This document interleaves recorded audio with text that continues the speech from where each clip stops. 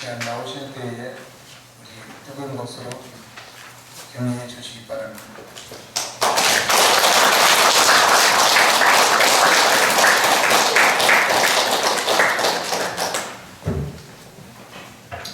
반갑습니다. 네.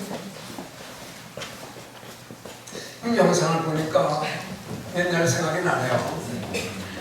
성교사님이 생각하는 때가 벌써 2015년도 나왔어요. 15년 됐다. 제가 생각해요. 이 가운데서 제가 제일 나이가 많은 것 같습니다. 그렇죠? 나이 순서로 따지면 제가 제일 먼저 것 같아요. 자, 옛날 생각을 잠깐 생각나는데 그거 하기 전에 오늘 여러분들 참석하신 집사님들 참 훌륭하실 분입니다. 여러분들이 교회를 세워주고 목사님을 도와주고 참 교회가 건전하게 서서히 도움을 주신 이름의 용사들입니다. 여러분들 여기 7명 사람이 나와서 찬송을 부르는데 죽으실 때까지만 일하고 죽으신 다음에 이제 쉬겠다. 그 찬송 부를 때 그 가사 하나가 첫날 내가 그 고심에서 맞는 가사거든요. 남들과 달리 그럴 때는 그 가사가 그렇게 하나씩 내 마음에 찔려요. 여러분들이 일곱살 사람에 와가지고 우렁차고 힘있게 찬송 부르는 모습 보니까 감동이 남달리 큽니다. 우리 교회에서 독립침례교회에서 집사님들의 부채는 무겁습니다. 장로교나 감리교나 대신교회 집사님들은 그렇게 무겁지가 않아요. 거긴 장로들이 모을 수 있어요. 그렇지만 우리 성서 침례교회 집사님들은 장로들이 하는 일까지 다 합니다. 그래서 무겁습니다. 그만큼 중요한 그만큼 책임이 있습니다. 여러분들이 잘하는 데 따라서 교회가 부흥할 수도 있고 혹시 잘못하게 되면 교회에 큰 어려움을 줄 수도 있습니다. 사단은 항상 하나님이 기준이 여기신 것을 그 자리를 택하려고 하거든요. 그렇기 때문에 사단의 역사가 가장 쉬운 것이 목회자와 집사입니다. 그래서 여러분들의 항상 영적으로 눈을 뜨고 있지 않으면 마귀 사단의 유혹을 받기가 가장 쉽습니다. 그래서 정신을 차리고 주님만 바라봐야 된다. 제가 구원받은 것은 1968년도 내 나이 28살 때였습니다. 제가 친구의 인도를 받아서 행당 성서 침례교회에 왔을 때 저는 정말로 간절한 마음을 가지고 왔습니다. 어떻게든 내가 청달스님이 하는 중대한 문제를 해결하기 위해서 왔습니다. 그때는 누가 그 길만 알려주면 나는 무조건 거기 따르겠다는 마음의 준비가 되어 있었어요. 근데 그날따라서 하필 강인경 목사님은 요한복음 3장을 가지고 우리에게 전해줬습니다. 거기에 니고데모가 바로 나의 똑같은 입장이 있다는 것을 알았어요. 그래서 그날 니고데모와 같은 심정으로 그 말씀을 들었습니다. 그리고는 내가 초대받아서 십자가에 달리신 예수 그리스도를 바라보고 있었습니다. 네.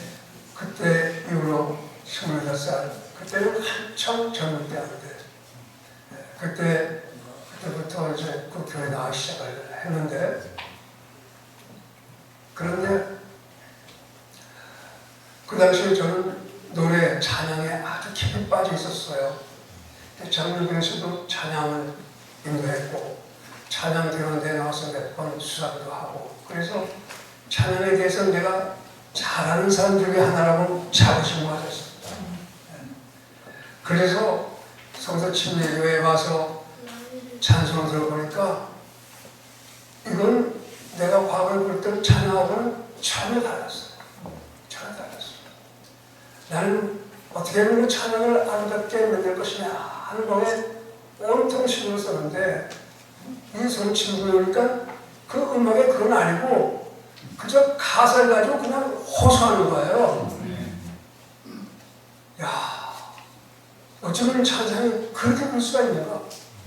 난 찬송은 분위기를 조성하는 것 때문에 부른다고 생각했거든요. 그래서 찬송 부를 때는 그 아름다운 음악에, 그리고 설교 끝난 다음에 찬송 부를 때는 그 설교를 잘 들을 수 있도록 부드럽게 해주는 거라고 생각해봤거든요. 그런데 이 성을 친구가 보니까 찬송이 그 힘있게 그 가사를 전달하는 거예요. 와, 이거 완전히 다르구나. 네. 그런 차에 선생님이 나한테 어느 날 악보를 주면서 김영재 한번 번역해달라고 그래서 그걸 번역해보니까 가사가요 완전히 다른 가사였어요. 네. 그야말로 그 가사 속에 복음이 들어있는데 그 한마디 한 글자 한 글자가 전부 다 의미가 있는 내용이었어요. 그래서 감동을 받고 그때부터 찬송가에 관심을 가지고 번역을 하기 시작했죠. 그때 하나님께서 나에게 선교사님 댁을 빌려줘서 안식년에 가시고 내가 그곳에 2년 동안 머무르는 동안에 선교사님이 가지고 있는 모든 그 자료를 전부 다 뒤져봤습니다. 거기 레코드판이 있지, 또 카세트 테이프가 있지, 그 다음에 찬송가 가사 있지, 뭐 여러 가지가 있는데 그거 하나씩 볼 때마다 와, 내가 여태까지 부르던 찬송은 그 찬송가가 아니에요. 그 노래 부르는 사람의 태도가 어쩌면 그렇게 진지할까? 네? 그 가사 하나하나가 그 목소리와 함께 어울려가지고 감동하는데, 야, 찬송가구나.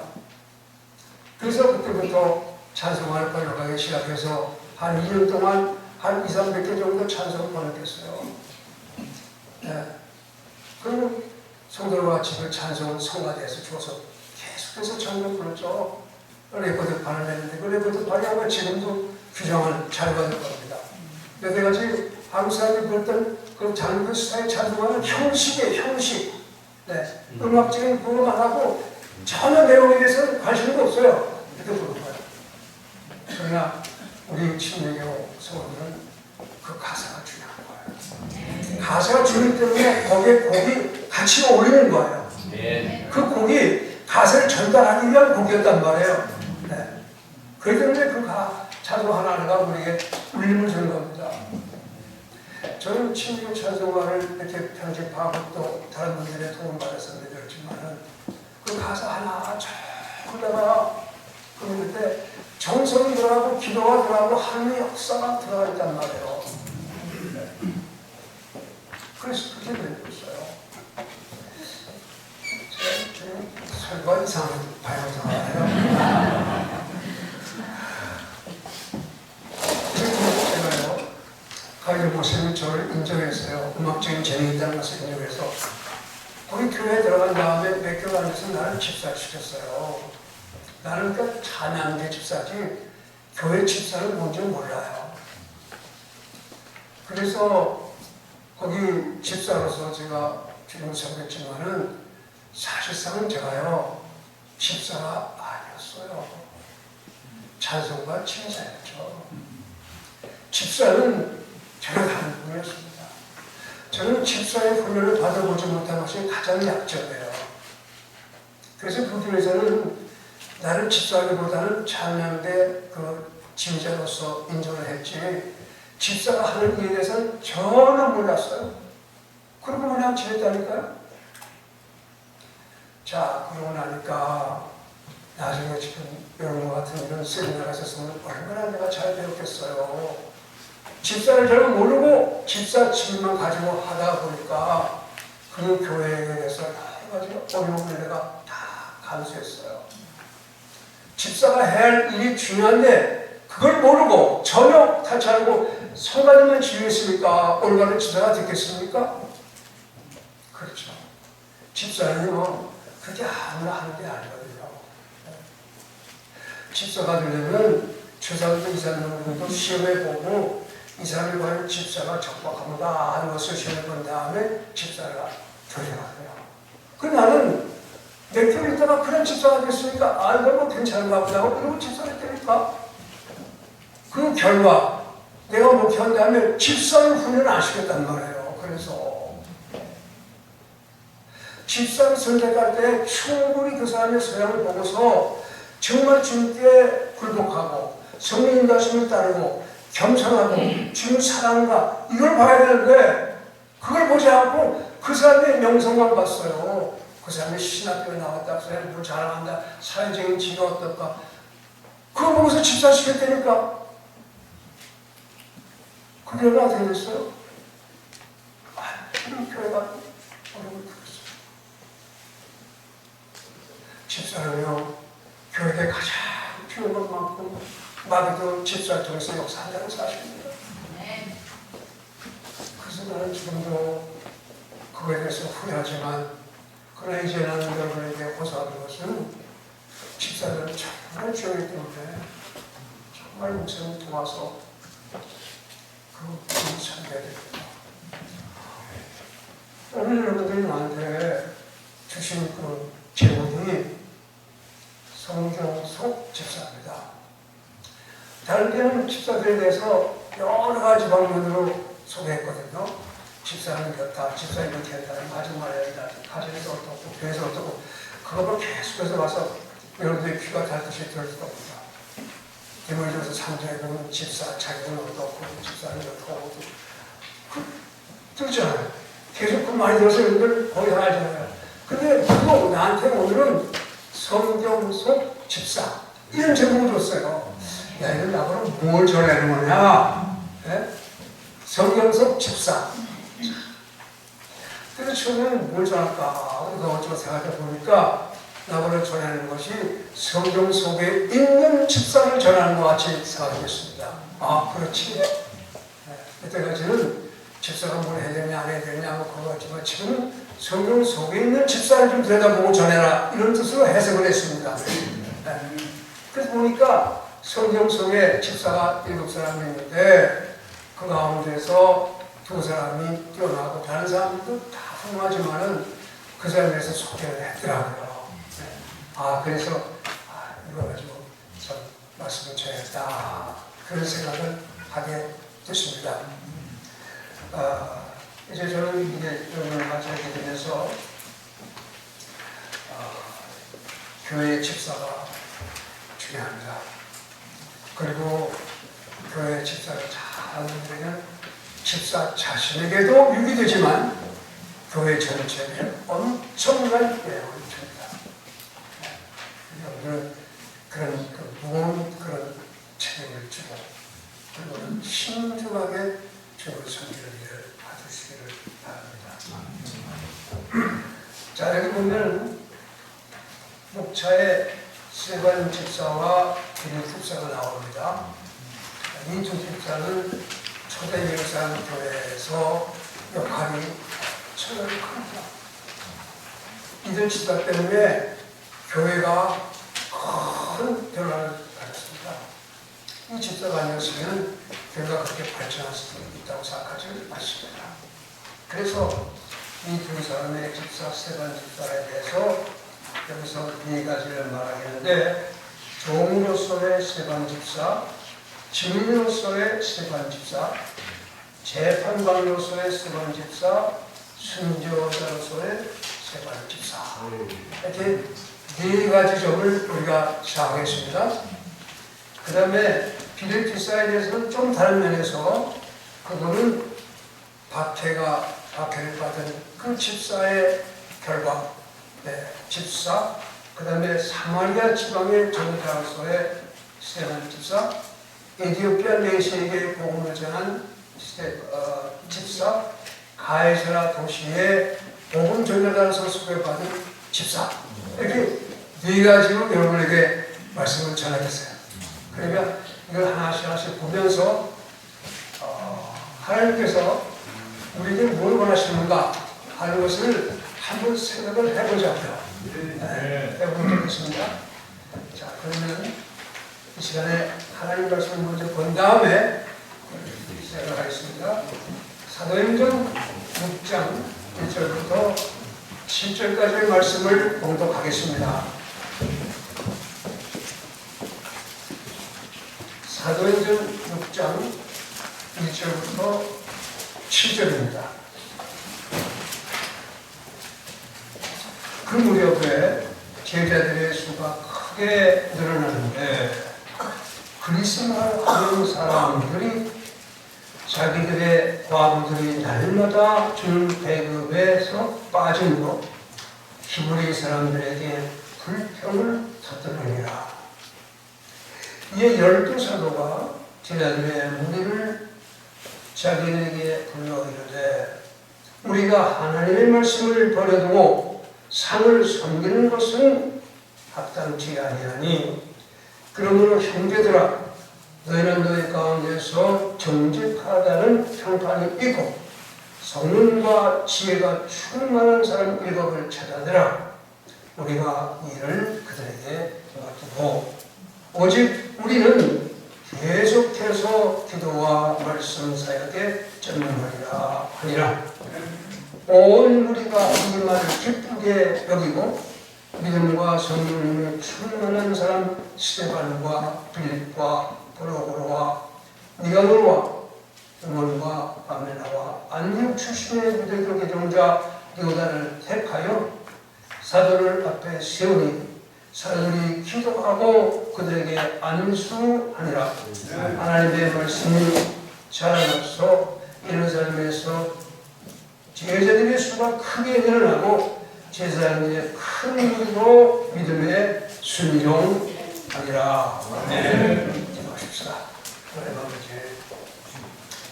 오늘 예루살렘 교회에 주님께서 집사를 성취하게 하시고 7사람의 집사들 가운데서 우리가 배워야 할 2사람을 택하여 하나님 말씀을 통하여 배우고자 합니다.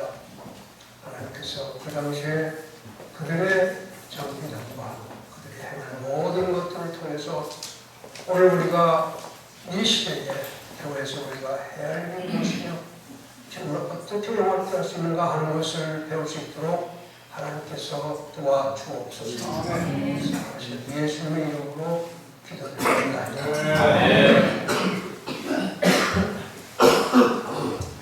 성경에는 머리에 쓰는 관에 대해서 그 관을 뜻하는 2가지 말이 있어요. 첫째가 디아데미라는 말입니다. 디아데마. 이건 히브리 키란 말이기 때문에 우리가 몰라도 좋지만은 디아데마라는 그런 단어는 왕의 후계자에게 씌워주는 왕관을 말합니다. 왕관. 크라운인데 왕관을 말하는 거예요. 로열 크라운. 세속할 때 왕이 자기의 관을 둬서 자기의 후손들에게 씌우잖아요. 그렇죠? 그게 디아데마인데 영어에서 다이아뎀이라고 하는데 왕관입니다. 그야말로. 그런가 하면 또 다른 관이 있어요. 그 관은 뭐냐? 스테파노스라는 관이 있는데 그리스도말 스테파노스. 전쟁이나 경기에서 승리한 자에게 씌워주는 관입니다. 여러분 그런 것들 많이 경험해 보지 않습니까? 전쟁에서 이기면 왕이 관을 씌워줍니다. 또 마라톤 대회에서 이기면 관을 씌워주잖아요. 그렇죠? 그건 스테파노스예요. 그건 승리자의 관입니다. 그런데 여기 지금 왜 내가 2개의 관을 말하냐 하면 스테반 집사의 이름에 대해서 얘기하는 거예요. 스테반 집사의 이름은 스테파노스의 관을 의미한다 그 말입니다. 그래서 사도행전 6장과 7장 보면은 주님으로부터 영혼의 관을 받은 스테파노스가 있어요. 네. 그 이름이 얼마나 멋있어요. 스테반 하니까 무슨 뜻이냐? 그 영광의 그 승리의 관이란 말이에요. 그 스테반 집사는 그 이름 그대로 승리의 관을 쓰고 세상을 떠난 사람입니다. 네. 스테반이에요. 네. 그래서 예수님께서 요한계시록 2장 10절에 내가 죽도록 충성하라. 그러면 내가 생명의 왕관을 내게 주리라 하는 그 말은 바로 스테반 집사와 같은 그런 사람에게 주님께서 주신 말씀이 아닌가 그런 생각이 들고 있습니다. 그래서 그는 삶과 죽은 모두에게 신실했다. 살았을 때도 신실했고 죽을 때도 신실했어. 스테반 훌륭한 사람입니다. 이거는 교회 역사적으로 볼 때 엄청난 일을 한 사람이 스테반 집사가요. 네. 그래서 그분은 우리의 좋은 본보기가 됩니다. 그러면 스테반은 어떤 인물이었던가? 오늘 우리 여러분과 함께 생각해 보겠습니다. 우선 종이었다. 그런 종으로서 시작합니다. 여기 예루살렘의 교회에 큰 문제가 발생을 했다. 그런 문제를 생각해 보겠습니다. 1절 보면은 그 무렵에 제자들의 수가 크게 늘어나는데 그리스말 하는 사람들이 자기들의 과부들이 날마다 전 배에서 빠짐으로 히브리 사람들에게 불평을 뭐라 그랬어요? 어떻게? 터뜨리니라 그랬어요. 불평을 할 것이 아니고 불평을 터뜨렸다. 그게 무슨 뜻입니까? 불평을 마음속에 차곡차곡 쌓고 쌓아가 나면 쾅! 와, 여러분 교회에서 불평이 나오면 위험합니다. 교회는 원수들이 다 감사하면서 고마워하고 서로가 힘을 주고 그런 격려하는 그런 것이 교회인데 교회에서 이런 걸 말해야 되나? 이런 말 불평을 가지고 있는 것을 터뜨리면 그 교회는 이미 흔들기 시작하고 밑으로 쳐져나가기 시작하는 거예요. 맞습니다. 네? 예루살렘 교회가 지금 그렇게 훌륭한 교회가 네? 거기 사도들이 있어야 느끼는 있습니다. 네. 그리고 저기 모두가 구원받는 사람이 잔치하는데 자 여기서 불평이 터지면 어떻게 됩니까? 이 교회가 건드겁지 않은 거예요. 무서워요. 자, 그 문제의 원인이 뭐가 하고 살펴봤더니 날마다 음식을 분배하는 데 있어서 그리스말 하는 유대인들의 과부들이 배급에서 빠짐으로 고통을 당했다. 그때나 지금이나 교회에서 음식 먹을 때 문제가 많아요. 음식 주면 참 필요한 거 아니겠어요? 그죠? 근데 그 음식할 때마다 교회에서 문제가 발생합니다. 그 성도들은 음식 먹는 걸 기대를 하잖아요. 근데 음식을 준비하는 사람은 힘든단 말이에요. 그러니까 좀 뭐 하냐 마냐 뭐 하고 말이야 말이 많고 뭐 하자 말자 하는 말도 많고 저는 그것들이 아주 고통을 많이 당했다니까. 그런데 목사님은 음식하는 사람에서 고마움을 알아야 되는데 목사님이 당연히 한 것 같이 명령하면 기분 나쁜 거예요. 네. 그래서 음식할 때 일이 많은데 여기 틀림없이 그 당시에 그 그리스도라는 사람들의 과거를 생각해 보세요. 이 사람들은요 지금 여기 예루살렘 속에 사는 사람들이 아니고 멀리서 왔어요. 네? 그 멀리 이국 땅에서 아시아와 아프리카 저쪽에 마게도냐 큰 여행에서 무슨일 때문에 온 거예요 여기를요. 그래가지고 여기 오면서 음식 장만하고 돈 좀 가져와가지고 며칠 동안 유학을 위해서 여기 예루살렘 교회 온 거 아니겠어요? 그렇죠. 그래가지고 지금 예를 들어서 지금 한껏 축복을 받아서 그 마음이 이렇게 부풀어 있는데 음식 먹어야 되면 기분 나빠요. 히브리 사람들은 이러고 왔습니다. 아니 그리스도인 사람들 저쪽에서 이러고 흉하거나 눈치가 보는 거예요. 빠졌어. 나 배고파서 혼났어. 어떻게 안 주더라고 나갔다가 나중에서 나도 우리 참 무시하는 거 아니야? 나 그럴 수 있어? 숨숨하고 시작했어요. 그런데 그 과부들이 말하는 소리를 그 그리스말 하는 남자들이 들었습니다. 그래? 당신 그랬어? 이거 수면이 말이에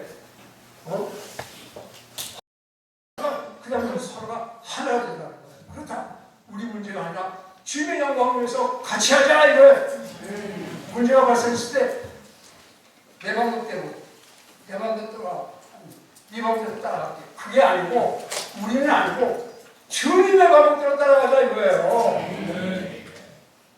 그래서 문제가 해결되지. 야, 너 나 내 방법대로 해야 돼. 안 하면 안 돼. 네 방법대로 하겠다고? 이거 땡겨? 이거 땡겨?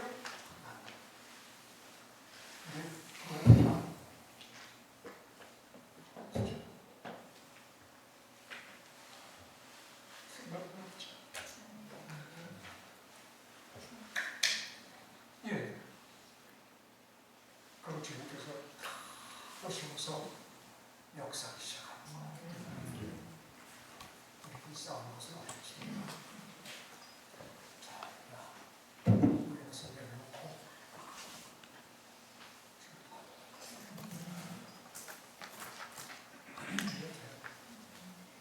자, 이렇게 해서 믿음이 하나가 되고 성도 간의 사랑이 싹이 들어갑니다. 이럴 때 성도가 살아갑니다. 여기서 지금 저 사람들이 핵을 제시한 다음에 그들이 서로가 상대방 살펴봤어요. 히브리 사람들 살폈을 겁니다. 야, 저 그리스도말 사람들이 얼마나 힘든가.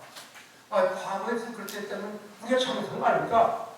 야, 우리가 바꾸자. 그 사람들이 할 수 있게 도와주자. 그래서 사랑을 시작했단 말이에요. 그것이 여기서 지금 문제가 발달하는 것이 결과적으로 엄청난 교회에 유익을 주고 그 다음부터는 히브리 사람들하고 그 사람들 만나는 서로가 불평을 터뜨리고 또 불평을 터뜨리는 것이 싸움으로 들었어요. 네. 그래서 같이 놀라운 것입니다. 이제 사도행전 첫 번째 나온 감격스러운 그런 순간이었다. 그래서 문제 그 교회 사역이 성공적인 자동적으로 성공적으로 계속될 것이라고 생각하는 그 사역은 그거는 금방 나머지다. 우리는 지금 조심해야 되고 정신을 차려야지. 야, 이만큼 됐으니까 뭐 괜찮아, 이만큼 됐지. 아니, 계속적으로 우리가 살피고 우리가 예사롭게 문제가 발생했을 때 그걸 예사롭게 넘기지 말고 그걸 하나씩 문명하게 분석해서 해결해 나가도록 하는 거, 그것이 꼭 필요하다. 그것이 교육이 꼭 필요하다. 자, 이렇게 해서 종으로서의 스테반에 대한 얘기를 우리가 끝마치고 그 다음에는 증인으로서의 스테반이 또 있지 않습니까? 증인으로서의 스테반이 있습니다. 그것이 이제 8절부터 15절까지의 말씀을 보면은 여기 이제 증인으로서의 스테반이 있습니다. 스테반은 예루살렘교회에서 이제 어려운 사람들에게 음식을 나눠주는 상을 차려주는 음식을 공급하는 그런 공부하는 일에만 국한하지 않았습니다. 시간만 있으면 그는 회당에 들어가서 그리스도를 증거했습니다. 그 말씀을 가지고 그냥 있을 수는 없었어요. 그래서 나가서 증거를 했습니다. 그래서 하나님께서 그를 도와서 이적과 기적을 행하도록 했어요. 이적은 놀라운 일이고 기적은 불가능한 일을 하는 거예요. 이적, 원조, 기적, 미라클 이런 것들이 스테반의 성령으로 이루어지게 한 것은 왜 그랬을까요? 그가 믿음을 했기 때문에 그렇고 그의 말씀에 능력을 주기 위해서 그런 겁니다. 스테반이 그래서 병자들 고치고 그 힘을 다해서 스테반이 엄청난 일을 하기 시작을 합니다. 그래서 전 그 당시만 해도 능력을 찾아내는 데만 줬거든요. 12사도들에게만 능력과 기적을 행하는 일을 줬지만 이번에는 하나님께서 스테반의 사람에게도 그걸 줬단 말이에요. 병자도 고치고 나비도 물리치고 하는 놀라운 이적과 능력을 그가 행했다. 그래서 그가 증언을 하고자 하는 그 모든 일에 하나님께서 뒷받침을 해줬다. 그래서 놀라운 능력은 말씀을 효과적으로 증거하기 위해서 주는 능력이란 말이에요. 스테반의 능력은 힘이 있었어요. 왜? 뒤에서 기적과 이적이 그를 뒷받침했단 말이에요. 그래서 그가 놀라운 일을 그가 하기 시작을 했다고 했어요. 증언을 사역에 때가 됐어요. 사회를 확장하기 시작했다. 스테반이 하다 보니까 회장에서 논쟁이 생기기 시작했습니다.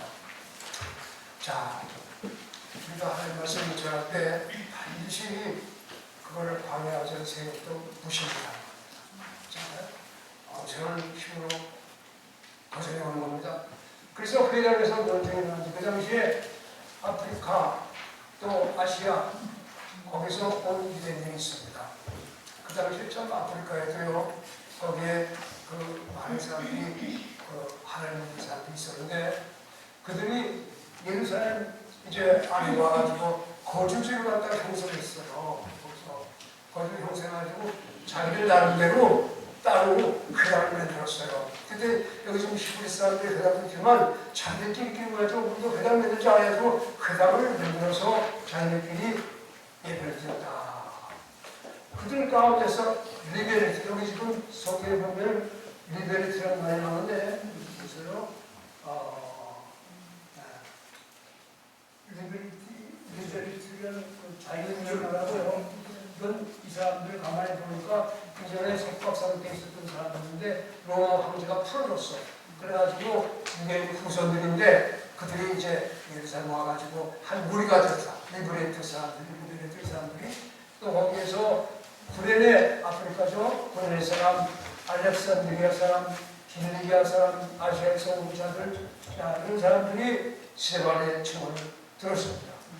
그들이 스테반과 논쟁을 하는데 스테반하고 논쟁이 가능하겠어요? 안 되죠. 얘기 안 되죠. 그러니까 매를 치니까 그들이 화가 나가지고 안 되겠다. 죽이자. 그래서 스테반을 죽일 동료를 보기 시작한 겁니다. 그럼 스테반을 죽이려면 어떻게 될 것이냐. 일단 공회를 끌어와야 되겠다. 그래가지고 그에게 먼저 세 단계가 있어요. 보통 사람을 죽이는 방법이. 그 첫째는 예수님 것을 해야 방법과 똑같은데 스테반을 비방할 거짓 증인들을 세우자. 마귀의 역사입니다. 그래서 거짓 증인 가운데 말 잘하고 독특한 놈을 내 사람 돈을 주는 겁니다. 그래 너 저 스테반에 대해서 잘못된 걸 이렇게 수습해가지고 그걸 끌어서 얘기하라고. 돈 가지고 뭐 못해. 그래. 그래가지고 없는 말을 끌어내는 겁니다. 스테반. 스테반 그 사람 말이지. 이 성전을 걸겠다고 했고 율법 필요 없다고 했고 그런 걸 따져가지고 말이야. 그래서 그런 사람들을 하고 그 다음에 고용을 한 다음에는 그 사람들로 하여금 선동하도록 만드는 거예요. 어디서 하냐? 그 공회에서 선동하는 거예요. 그래가지고 사람들 앞에 그 모든 걸 선전해가지고 야 젊은 죽여라 하게끔 만드는 거예요. 예수님이 그렇게 하지 않았어요? 죄가 없는 걸 갖다가 거리증을 세워가지고 그 다음에 거기서 그냥 공회에서 막 소를 즐겨가지고 그래가지고 재판소에 가서 죽였단 말이에요. 똑같은 방법을 가지고 스테반도 그들에 의해서 지금 걸려나간 겁니다. 스테반도 알았죠. 모를 리가 없죠. 그렇지만 주님 따라 자기가 합니다. 그래서 스테반이 집회에 끌려 들어갔습니다. 그래서 그들이 뭐라고 말할까요? 스테반에 대해서. 여기 보니까 스테반이 말하는 것은 성경과는 문제하고 율법과는 문제예요. 이거 참 예민한 부분이거든요. 여러분, 그들이 뭐라고 말하냐면요. 이분들이 성전이 필요 없다고 그랬다 이거예요. 성전을 허물겠다고 그랬다. 이번에 선생님 우리 지금 그러라고 와가지고 이 성전을 허물겠다고 자기가 그랬어. 그거는 뭐냐? 예수님께서 말씀하셨어요. 너희가 이 성전을 헐라. 내가 사람만에게 기대하잖아요. 그 헐라는 말을 딱 들었어. 성전 헐라고? 누가 헐라고? 예수가 헐라고? 왜 성전을 왜 헐어? 안 되지.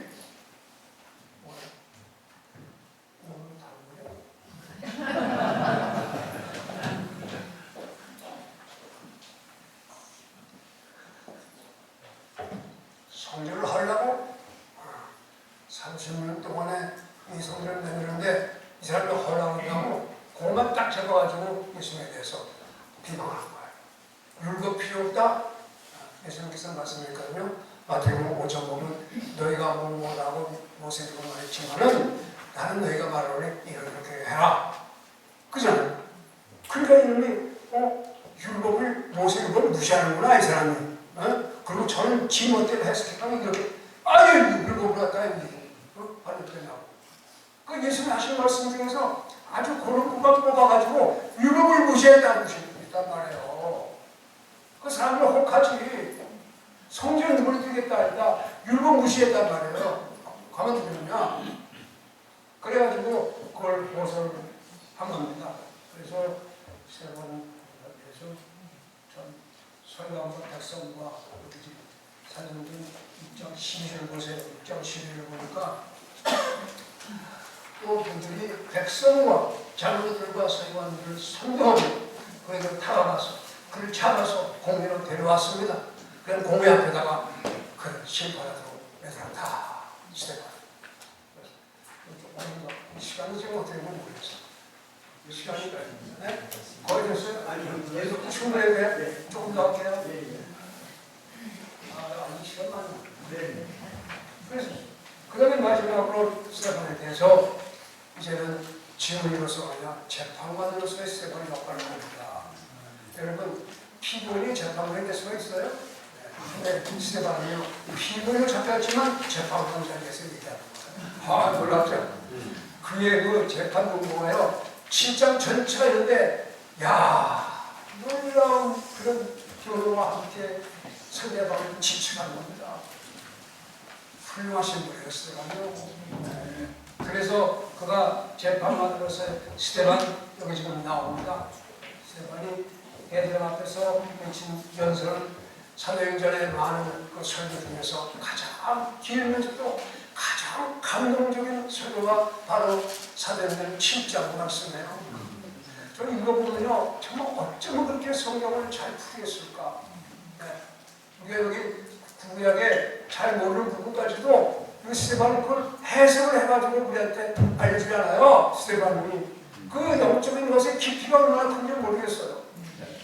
스테반이 그래가지고 지금 그 앞에서 고사한 그 유대인들을 향해서 자기가 피곤해지만 불구하고 재판관의 입장에서 그들을 명망을 주기 시작을 했습니다. 그 첫째가 뭐냐? 그들의 조상인 아브라함에 대해서 잘못 생각하고 있다 이거예요. 아브라함에 대해서 잘못 생각합니다. 이스라엘 백성들은요 아브라함을 존경하고 아브라함을 참 자랑을 해줬습니다. 그렇지만 아브라함의 믿음이 뭔지는 몰랐어요. 잘못 해석한 거예요. 그래서 하나님께서 아브라함을 불러내서 참 가나안 땅으로 인도하시고 자손들에게 그 복을 줬지 않느냐. 그러나 그것은 하나님과 아브라함의 사이의 관계는 은혜와 믿음의 관계였습니다. 그죠? 하나님께서 은혜로 그가 하나님 찾지도 않았어요. 갈대의 불에서 무장 준비하고 그를 불렀습니다. 아브라함아 불러가지고 그러다 내가 너에게 약속의 땅을 불러주겠다. 은혜로. 그냥 아브라함은 그걸 그냥 그대로 믿음으로 받아들였단 말이에요. 그러니까 은혜와 믿음 사이의 관계가 아브라함과 하나님과의 관계 아닙니까? 그렇죠. 네. 그래서 이것도 구원의 문제예요. 그것도 하나님의 은혜로 우리가 믿음으로 본다는 거죠. 여기에 이스라엘 백성들 유대인들은 행위를 집어넣은 거예요. 행위를 집어넣은 거예요. 그래서 여기 지금 아브라함 이제 드러내가지고 믿음으로 약속의 땅에 들어가서 약속을 믿고 하나님께서 그 믿음을 보시고 아브라함을 의롭다고 했어요. 그런데 유대인들이 아브라함을 존경하고 자랑했지만 무지했다. 그 하나님의 뜻을 몰랐어요. 그래서 개인적인 믿음보다는 그 육체적인 유산, 혈통 그것만 생각했어요. 자기들이 아브라함의 후손이기 때문에 우리는 유언 받는다 이거예요. 무조건 받는다 이거예요. 그런 것도 있어요. 없어요. 믿어야지 맞지. 우리는 아브라함의 후손이기 때문에 이방 사람과 달라. 우리는 무조건 하나님의 축복을 받고 우리는 구원받을 거다. 이렇게 믿어요. 그거를 잘못된 걸 아니죠. 그래서 이 유럽의 행위로 마지막 하나님의 구원의 문제를 믿음의 문제에서 행위 문제로 바꾸는 것이 이스라엘 백성들의 큰 잘못이었습니다. 그래서 그들 하대를 주겠어야 했지 않았어요? 하나님께서 하대를 받았지만 유업의 약속에 모두 주겠다고 했어요. 이 하대는 몸에다가 육체를 가려는 거 안에 표를 줬잖아요. 근데 그 하대가 이게 육신적인 것만이 아니라 사실 그 속에 마음 가죽을 비워준다는 뜻이 있어요. 마음을 가져서 회개하는 마음을 가지고 받아들여야 되는데 그들은 그건 모르고 그저 할례만 받으면 무조건 너는 여기 하나님의 약속에 자손이 때문에 복을 받는다 이렇게 가르쳤어요. 그러니까 아브라함에 대한 오해가 그들에게 있었다. 그래서 그들은 두 번째 하나님께서 보내신 구원자를 거절했습니다. 여기 지금 사도행전 7장 9절부터 36절까지 스테반이 설명한 거 보면은 참 놀라워요. 여기 요셉과 모세가 나옵니다. 네, 요셉과 모세가 나와요. 그래서 요셉과 모세는 이스라엘의 역사상 가장 유명한 영웅들이거든요. 믿음의 영웅들이죠. 근데 그 요셉이 이스라엘 백성을 구원했잖아요. 요셉이 형들에게 미움을 받아가지고 팔려갔어요. 팔려갔지만 요셉이 믿음을 가지고 가진 기름장 가운데서 결국은 이집트의 총리가 되잖아요. 그래가지고 온 땅이 흉을 들었을 때 요셉이 바로 자기의 아버지와 형들을 고날 양식을 주잖아요. 그러면서 자기가 미움받은 것에 대해서 그 양심을 품지 않고 형들이여 걱정하지 마시오. 하나님께서 나를 보내시는 것은 하나님이시지 당신이 보낸 게 아니야. 그러니까 걱정하지 마시고 그래 나를 따라오시오. 참 요셉이 너무 그런 마음을 얼마나 우리 주민의 마음 아니겠어요? 그렇죠 요셉이? 그래가지고 양심을 꺼내가지고 이스라엘 백성들과 알고 살게 간 말이에요. 그 형들이 그렇게 미워해서 죽여보자 했는데 오히려 요셉은 살아가지고 그 형들을 도와주는 장면을 보세요. 감동적 아니에요? 네? 그러면 모세는 어땠어요? 모세는요, 자기가 이제 40세가 되어서 일 좀 하려고 나가서 했더니, 그 자기들이 싸워서 죽은 사람 갖다가 자기가 도와줘 했더니, 그 사람이 뭐지? 너 모세, 내가 얼마 전에, 애들 사람들 죽였는데, 너 또 우리 죽이려고 하는 거냐, 이거? 모세가 보니까 타도하는 거예요. 그래서 모세가 사실 때 도망하잖아요. 이스라엘 백성들이 모세를 거역했어요. 나쁜 놈이라고. 그래가지고 40년 동안 광야에 살아다가 하늘 부르심 받고 다시 왔을 때 그때에 들어서 이스라엘 백성들이 잘못을 하고 그를 받아들인 거 아니겠어요? 그래서 그걸로 하여금 해방 이집트로부터 벗어나게 하는 모세가 놀라운 일을 해서 그들이 다 구원 받았잖아요. 그죠? 이와 같이 요셉과 모세 두 사람의 공통점은 뭐냐면 그 백성들에게 권을 받았다는 거예요. 그렇지만 그들이 나중에는 그들로 말미암아 볼 받는 놀라운 역사인과 같이 얘들 예수님도 바로 그렇단 말이야. 얘들이 예수님께 같이 몸이 버렸잖아요. 그러나 예수님도 다시 오실 때 얘들은 다시 돌아오게 될 거다. 이걸 전한 게 그게 스테반의 설교였어요. 명설인 거죠. 네. 이렇게 해서 그들은 하나님의 보내신 구원자를 우리가 버렸다.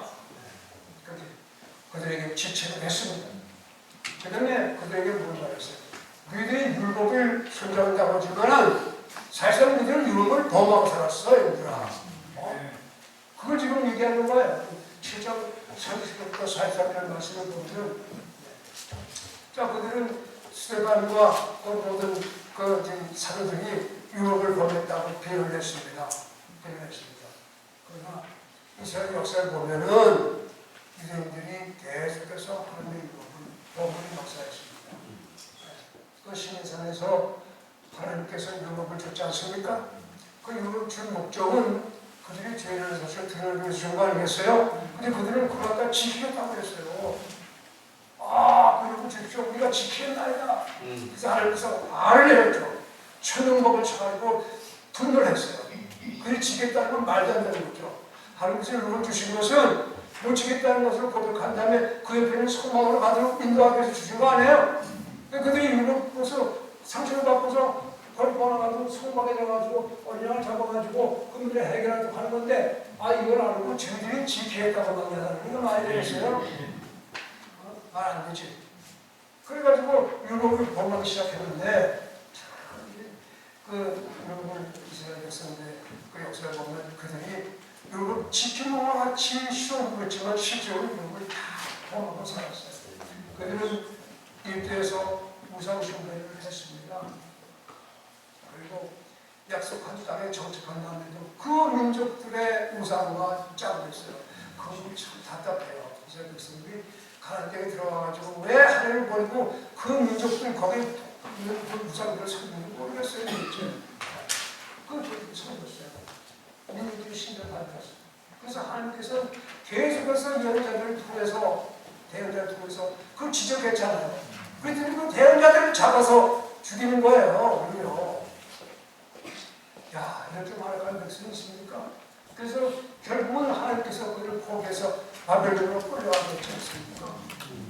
그래서 여호와를 경배하는 것 같지만 사실은 마음속으로 이 방식들을 경배하는 것이 너희들이 아니냐?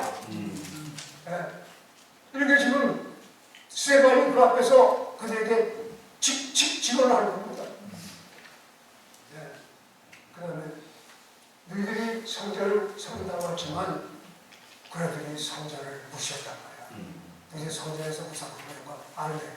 그래서 여기 보면은 스데반이 성전을 파괴했다고 얘기는 했지만 정작 성전을 무너지게하고 성전을 못 쓰게 하고 거기서 가장 나쁜 짓을 한 것이 바로 너희들이었다는 말이에요. 모세가 성막을 만들었습니다. 하나님의 양식에 따라서 그대로 성막을 만들었어요. 그런데 하나님의 영광이 성막을 지성소에 임했습니다. 그래서 그 영광을 통해서 하나님께서 이스라엘과 거절하자 성막을 취하는 거예요. 근데 그들이 잘 나가다가 그 다음부터는 하나님을 무시하기 시작했어요. 그래서 하나님께서 영광을 거기서 떠났습니다. 오늘 사무엘 보면은 거기에 엘리 제사장이 나오잖아요. 그죠? 그 두 아들이 언니가 피어났어야 했는데 그 두 아들이 아주 나쁘는데요. 그래가지고 자기들이 제사장으로서 하나님의 법을 먹어서 나쁜 짓을 하지 않아요. 그 사람께서 그들을 저주했잖아요. 죽고 그다음에 엘리 제사장은 그 소식을 듣고 목걸이를 죽었잖아요. 그리고 그 며느리에게 이가봇이라는 이름을 줬죠. 하나님의 영광이 떠났다. 이가봇.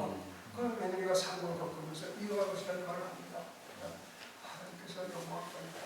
그때 벌써 하나님은 그 성막을 떠나셨어요. 하나님의 성막에 거합을 했습니다. 그래서 이스라엘 백성들이 계속해서 하나님께서 성막을 떠났다. 영광을 떠난 성막 생각해보세요. 사람들이 하늘 와서 양의 제사를 드리고 해도 하나님은 거기 안 계신 거예요. 떠났어요. 이게 성막이었어요. 그 다음에 솔로몬이 성전을 졌을 때 그 거대하게 낙성시켰어요. 그게 구름이 하늘에서 내려가지고 엄청 불빛이 생기고 하늘 영광이 쫙 하늘에 들어왔어요. 정말 하나님은 살아계신 분이 주목받으십니다. 그래서 이스라엘 백성이 처음에 좋아가지고 노래를 부르고 찬양하고 하나님을 주시는 것에 대해서 너무나 감사했잖아요. 근데 얼마 가한 다음에 그 성전에 우상이 되기 시작했습니다. 여러분, 하나님이 계시는 그 성전에 우상을 거기다 대놓고 시작을 했어요. 이스라엘 백성들이. 하나님이 좋아하시겠어요? 하나님이 떠나버렸어요. 보겠습니다. 에스겔서 10장 4절로 18절을 보겠어요. 에스겔서 10장 에스겔서 10장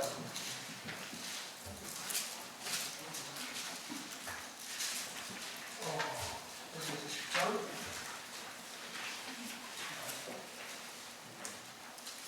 4절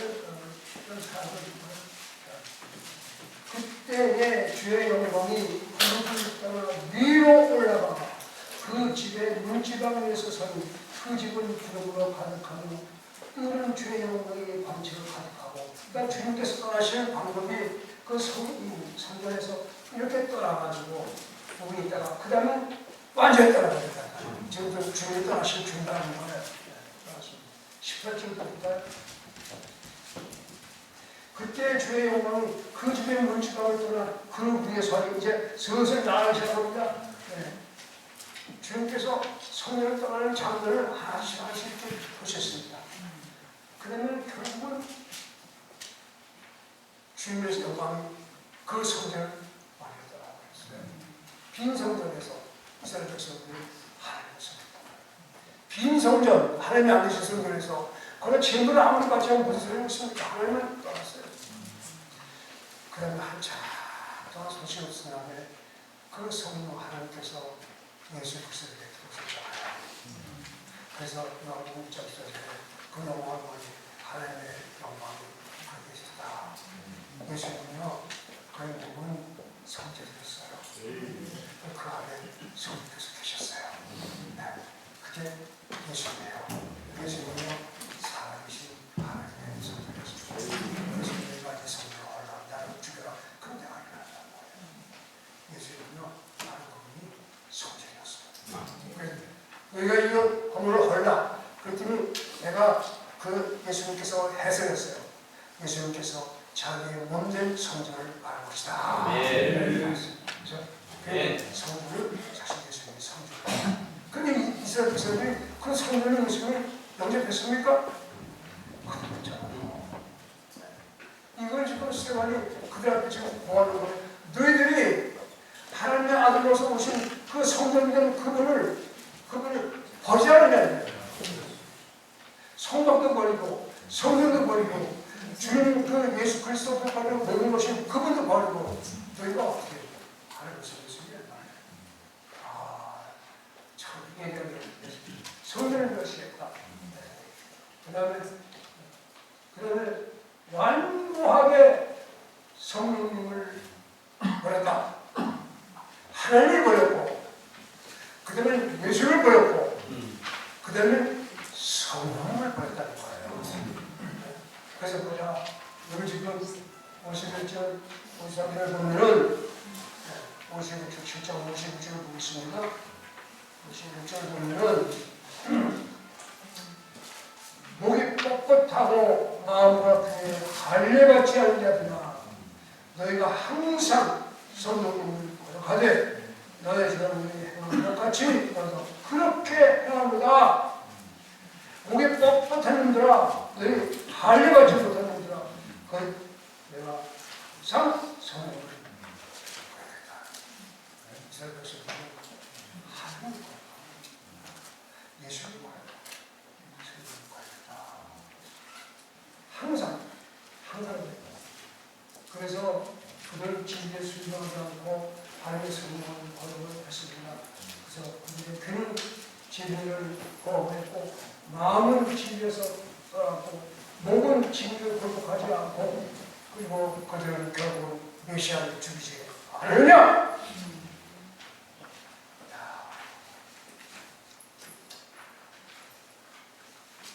여러분 하나님께서 시대마다 계시하시는 새로운 진리를 받는 것입니다. 옛날에 있던 모세가 좀 그리고 그 지켜야 되는 것만 더 지켰지. 그것보다 더 나은 주님 오셔가지고 자유로운 진리를 주기 위해서 거듭니다. 마치 이 진리를 죽은 시체를 보관하면서 미라 내잖아요. 미라. 율법을 딱 미라 딱 놓고 그거 하나도 어기면 다 죽어. 이거 일곱 요것만 지켜. 이렇게 원칙을 부었기 때문에 주님께서 율법보다 훨씬 더 좋은 하나님의 말씀을 전하는데 그들의 마음을 완고했습니다. 그리고 그걸 자기가 율법을 지키겠다는 그것을 위해서 정죄를 받은 것입니다. 그들은 진리를 살리는 진리를 버립니다. 죽은 전통에서 거기서 벗어나지 못하고 주님이 주시는 그 자유로운 진리를 거부했답니다. 여러분 세수를 세 번에 받고 권수를 헌금당하고 있잖아요. 지금 세수를 왔으면 세 번에 담았지만 그 신약의 약속을 그 다 받을 수 있는 이 헌금해가지고 신약의 약속을 받으니까 터져버리죠. 그거 못 써요. 그래서 그들은 그걸 받을 수가 없다. 그래서 이제 마지막 하나를 남고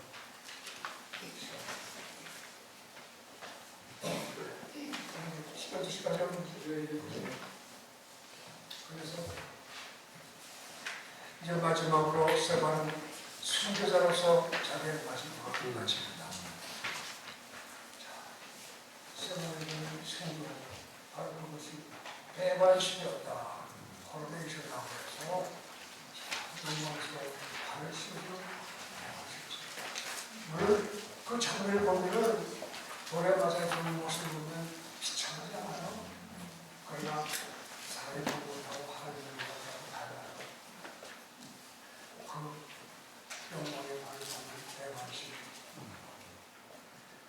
그래서 하나님의 영광과 예수님의 바로 그 옆에 자리 서 계시면서 맞아 보겠어요. 예수님께서 하나님 앞에 앉아 계시는 분이거든요. 그런 서 있을 필요가 없어요. 어떤 완성이기 때문에 앉아 계시는 거예요. 그런데 스테반이 죽을 때는 예수님이 섰어요.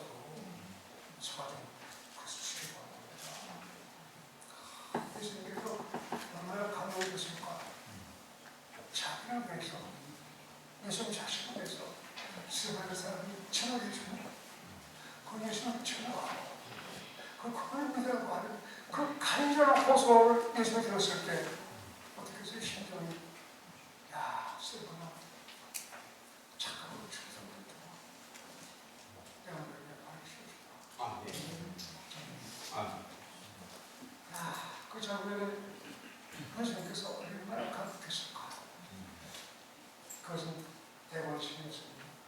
그래서 예수님 자신이 그런 방법을 주지 않았어요. 예수님께서 하늘 보실 때 참 비참하게 구하셨죠. 그렇지만 예수님 영광의 자리에 하늘 보시면서 구하셨잖아요. 그래도 저들의 용서해달라고 예수님 그렇게 부탁하지 않았어요? 똑같은 방법으로 스테반도 저들의 죄를 곁에서 바라봐라. 그리고 잘했어요. 예수님께서 받아들여주고 했습니다. 스테반의 마지막 최후였어요. 그러면 그것이 이스라엘 백성에게는 정죄를 말했어요. 정죄. 네. 자, 이스라엘 백성들은 세 번 큰 죄를 범했습니다. 살인이고. 그 첫째가 침례 요한이 죽었을 때 이스라엘 백성들은 그냥 화려했습니다. 여러분 침례 요한으로 하나님 보내신 복음을 전해서 가장 중요한 일이었어요. 근데 왜 문을 가지고 죽었을 때 이스라엘 백성은 반응 없이 그냥 내버렸습니다. 침례 요한이 헤로데 앞에 죽을 때 이스라엘 백성들은 거기에 다 그대로 반응했습니다. 두 번째 헤롯이 그 다음에 빌라도와 예수 그리스도를 시간을 못 받고 있을 때 그들은 예수 그리스도를 죽음에 내어지는 죄를 범했다는 거예요. 그렇죠? 예수 그리스도. 그리고 마지막에 그 제발을 들어줘 죽었을 때 그들은 놀라운 성부 사단을 통해서 역사하신 성부를 고백하고 이렇게 이스라엘 백성들은 세 번에 걸쳐서 하나님을 욕되게 하고 죽게 만들었습니다. 그래서 예수님께서 그들의 죄를 용서할 수 없기 때문에 그들의 기도를 통해서 그들을 쳐서 박살내고 말했습니다. 그것이 하나님의 응보였습니다. 자, 스테반이 죽은 것은 세 번째 어떤 의미냐면 예루살렘 교회에는 일반의 복음이 전파되도록 하나님께서 역사하시는 계기가 됐습니다. 이스라엘 백성들은 예루살렘 중심을 꽁꽁 뭉쳐 있었는데 이제 무슨 유대인에게만 전했던 그 복음이 스테반을 만나서 박해졌습니다. 그래가지고 온 세상에 하나님 말씀이 증거되고 자꾸 메시지가 증거되고 했습니다. 그래서 자, 그 스테반의 죽음을 위해서 유대교가 예루살렘에 번쩍뜨는 것을 막고 그것이 멀리 퍼졌습니다. 멀리. 그래서 나중에 28장에 모았지 저희가 온 세상에 나가서 복음을 전하는 그런 기회가 됐습니다. 마지막 한 가지 더 스테반 집사가 증거로서 한 가지 사울이라는 사람이 계신 거예요. 이거는 사울이라는 한 인물이 그냥 죽게 들어간 게 아니에요. 여기서 무슨 시어머니 변해보자 드는 모습을 가까이서 본 사람은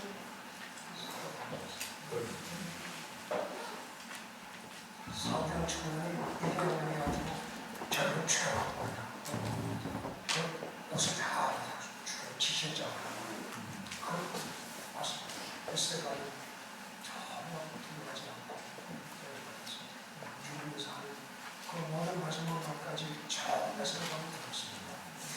거기서 그 다음부터 사울의 청년이 어떤 이야기를 저렇게 기도할 수 있어. 저게 죽어가면서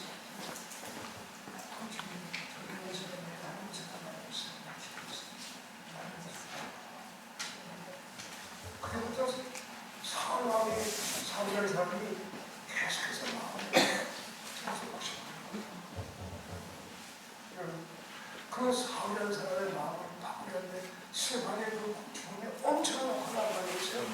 그러다가 어느 날 다른 데서 가는 도중에 사울아 사울한테 야! 주인이구나. 스테반은 그 죽음을 향해서 했던 그 주인이구나. 그래서 그럼 그 자리에서 스테반이 보면 하나님 이렇게 했다고 제발 놀라운 것이 살아서 놀라웠지만 죽어서까지 하나님 사시죠.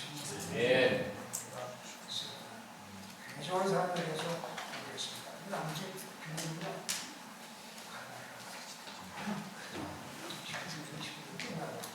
많은 시간 동안 모르겠습니다.